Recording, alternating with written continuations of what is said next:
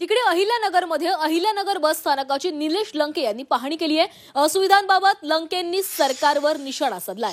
परिवहन मंत्र्यांना मेल करणार असल्याचं निलेश लंकेंनी म्हटलंय।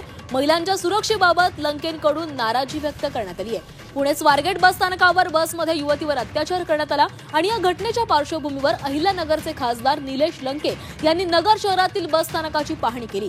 बस स्थानकात असलेल्या सुविधा, स्वच्छता, प्रवाशांसाठी केलेली बैठक व्यवस्था या सर्व गोष्टींचा खासदार लंके यांनी पाहणी केली आणि यावेळी बस स्थानकांची दुरवस्था पाहून लंके यांनी सरकारवर निशाणा साधलाय। परिवहन मंत्र्यांना आजच मी सर्व परिस्थिती संदर्भात मेल करणार असल्याचं लंकेंनी सांगितलंय।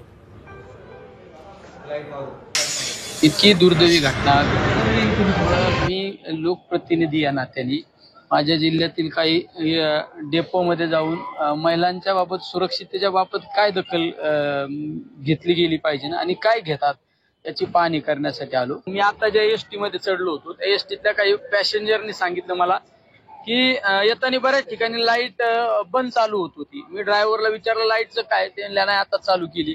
म्हणजे इतकी भयानक परिस्थिती होती, गिअर टाकायचं दांड सुद्धा व्यवस्थित नव्हतं बा। सगळ्या परिस्थितीची माहिती मेलद्वारे कळवणार आहे।